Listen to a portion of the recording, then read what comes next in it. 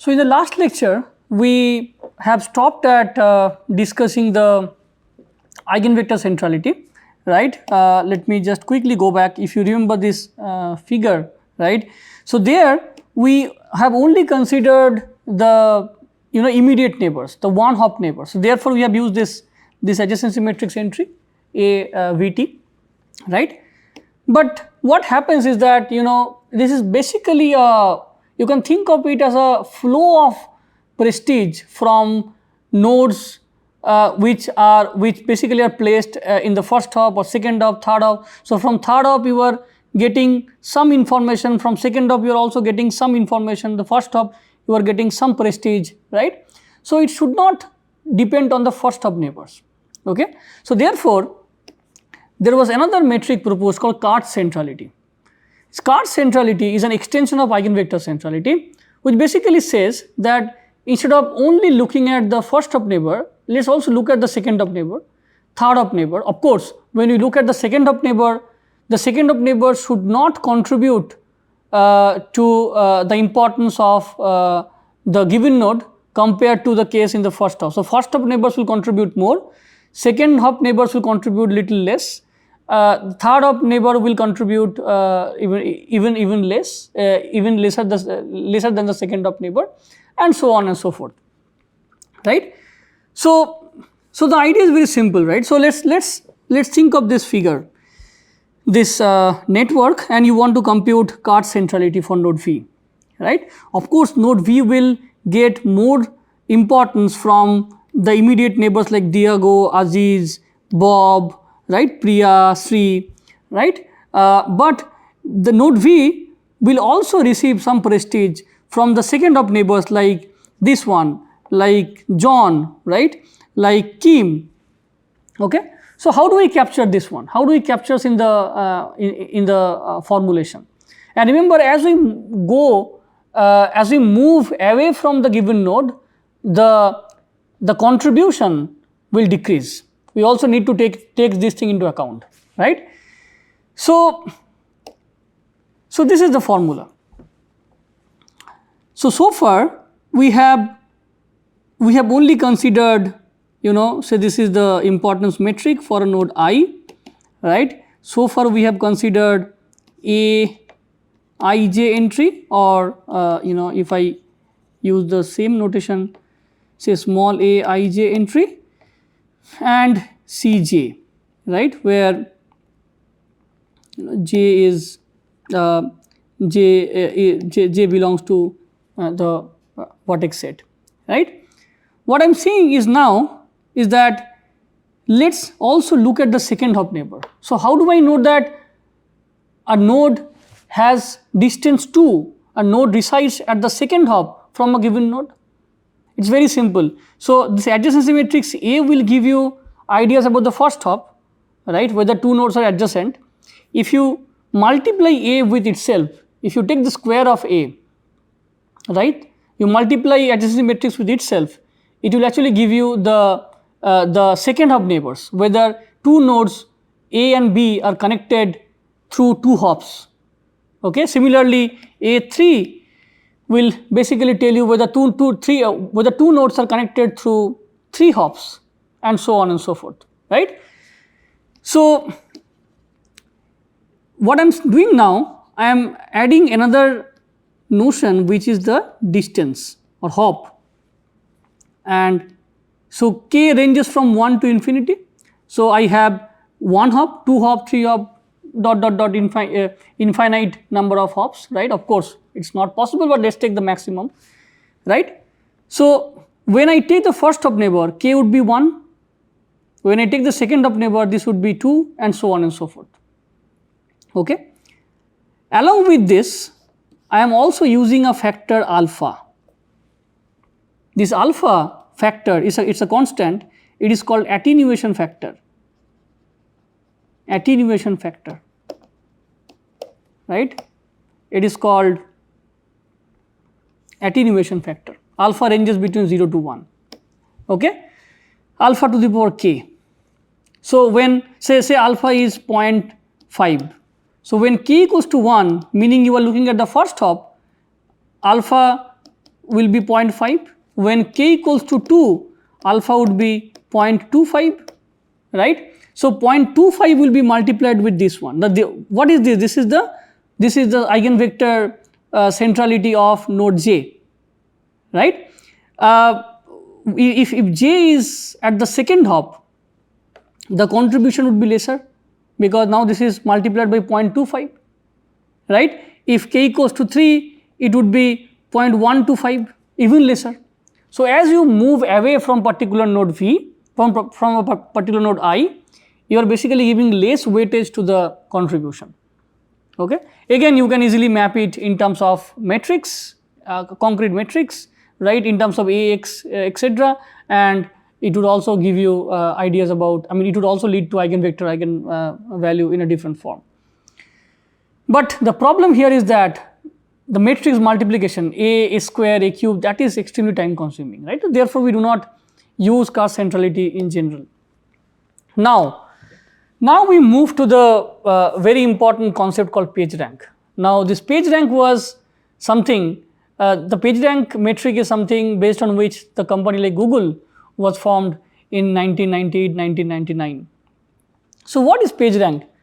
The idea behind PageRank actually, comes from eigenvector centrality, but in a different manner, right.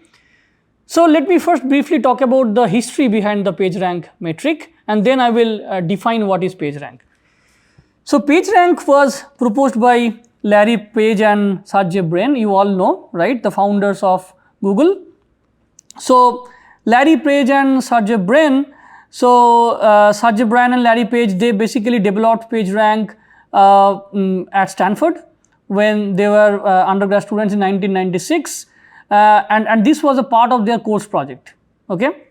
And in fact, there are rumors, I don't know whether this is true or not, but there are rumors that that project was brutally rejected by the course instructor, right, by saying that this is not that exciting project.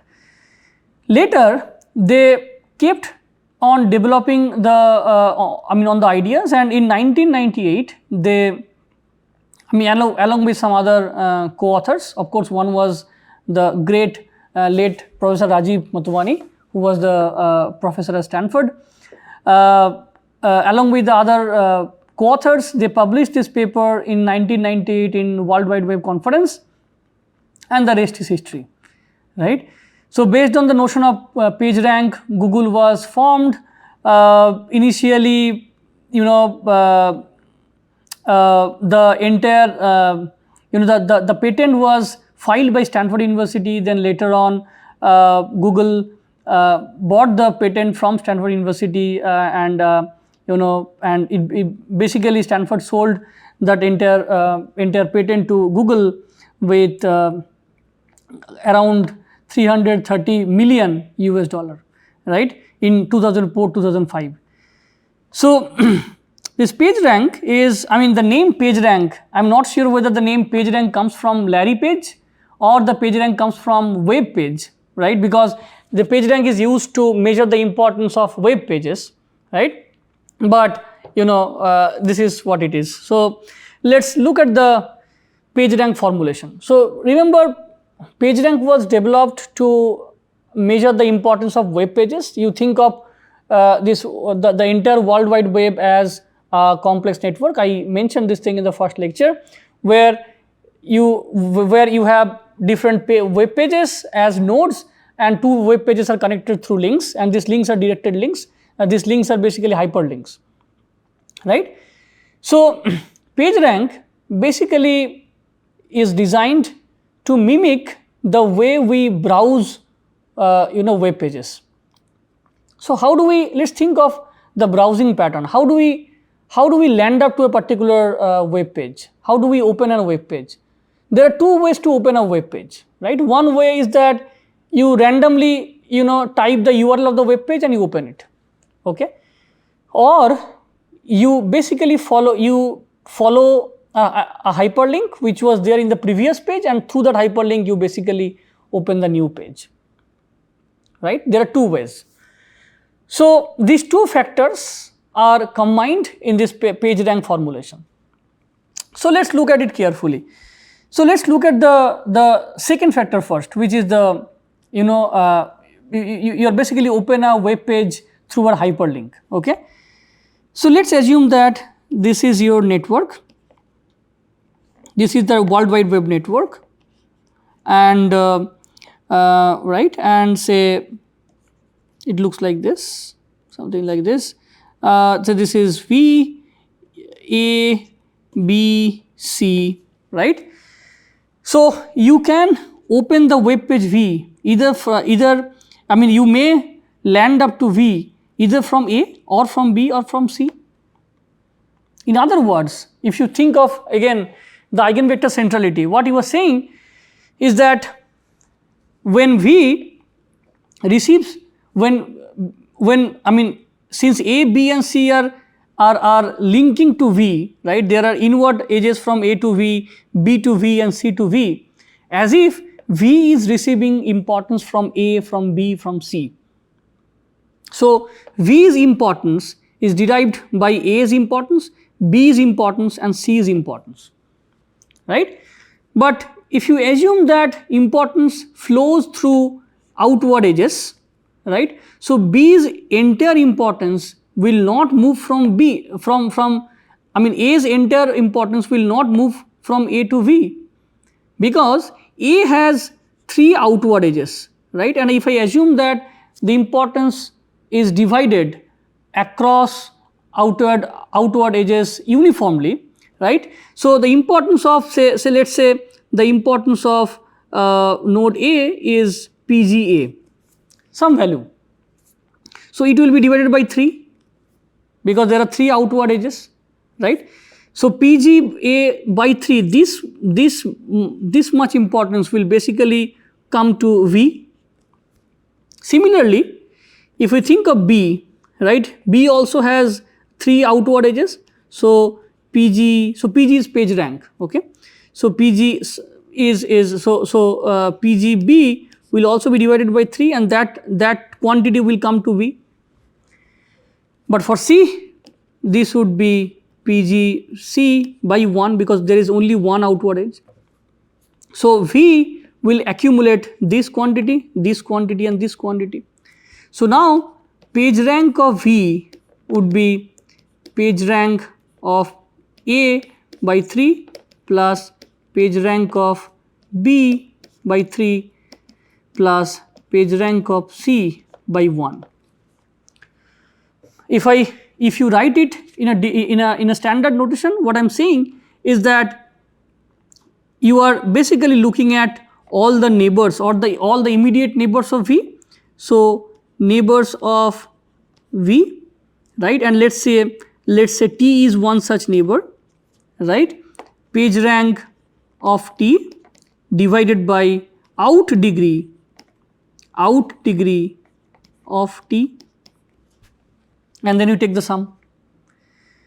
Okay. Now remember, these neighbors are basically inward neighbors because they are inward neighbors, right. A, B, C are inward neighbors. Now let's say there is an edge from V to D. So D is an outward neighbor. So that the D will not be considered while computing the PageRank of V. Okay. So this is the first quantity. So you are basically saying that I am moving through a hyperlink and I am actually opening a page which is V. There is another quantity which basically says that I just randomly open node V, right. So if I assume that all the nodes are equally likely to be opened, okay, I can open any node with the same probability. Say the probability is, so say there is n number of nodes, n is mod V.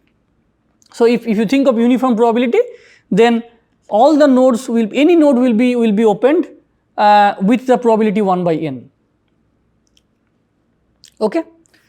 So the total probability, so the total PageRank of V would be this plus 1 by n,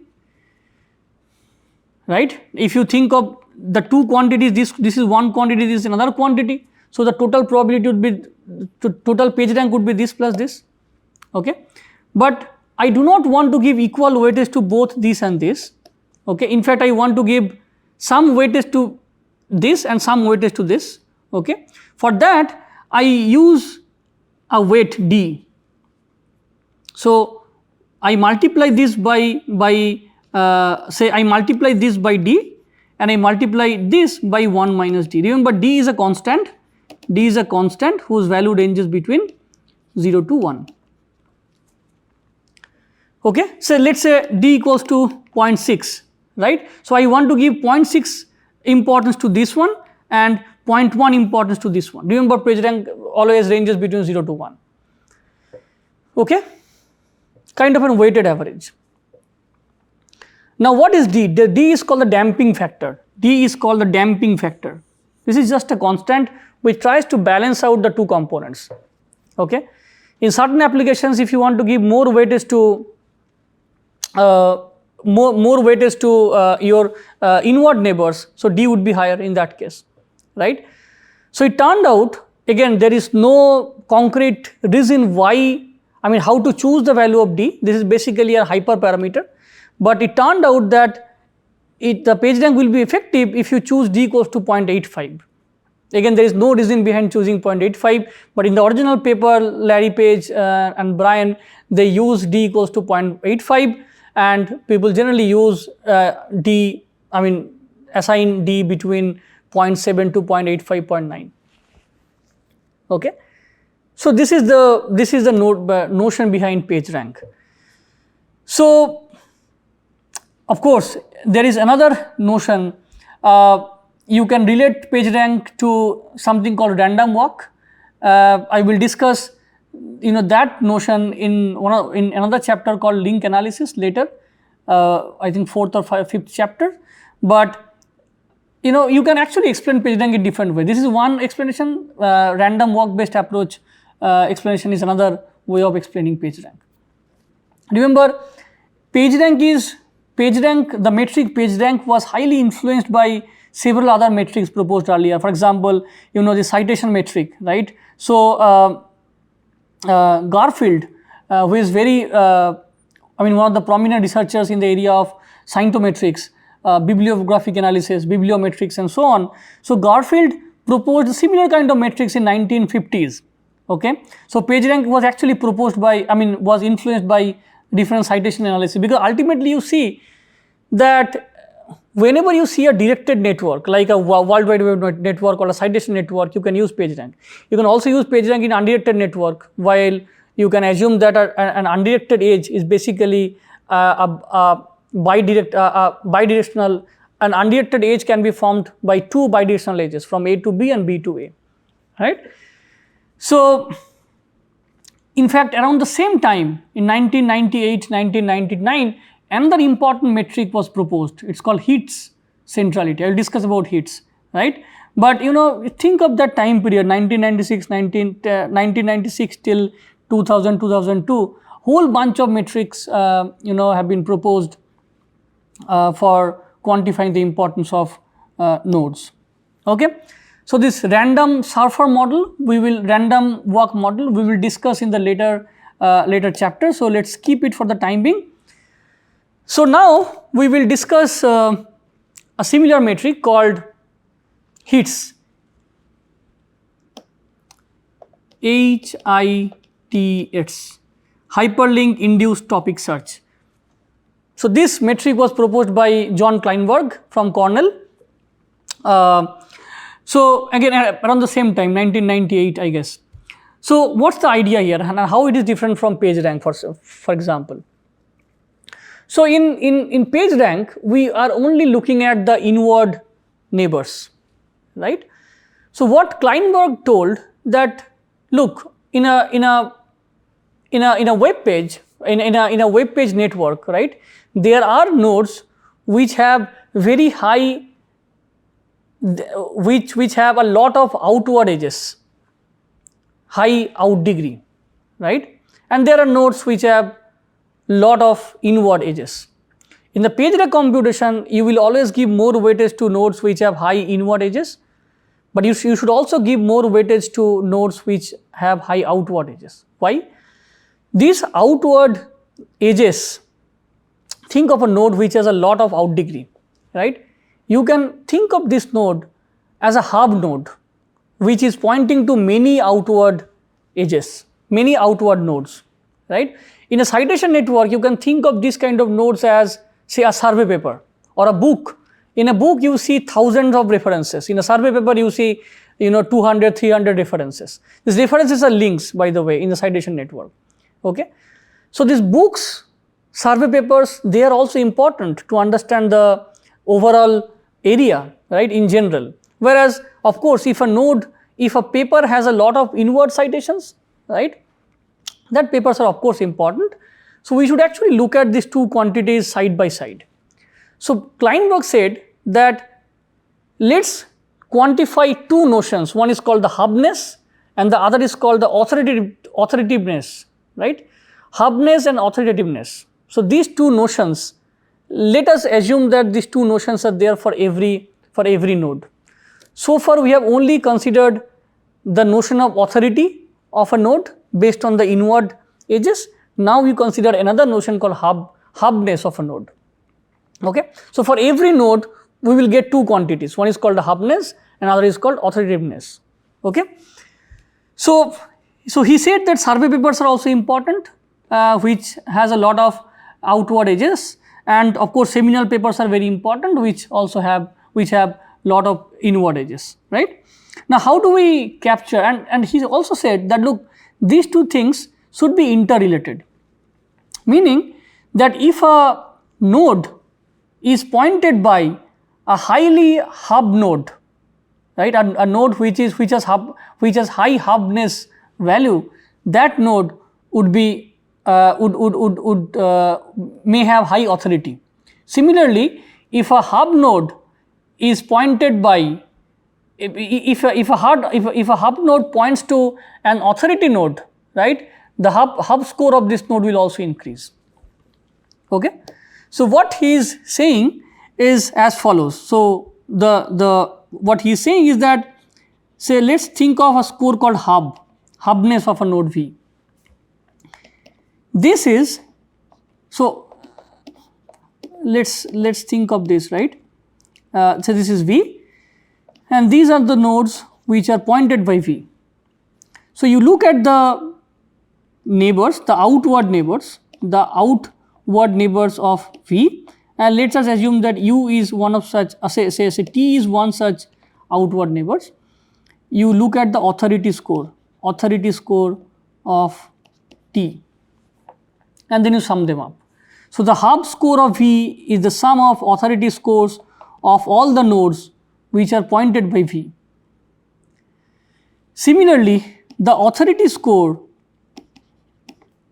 of a node V is the sum of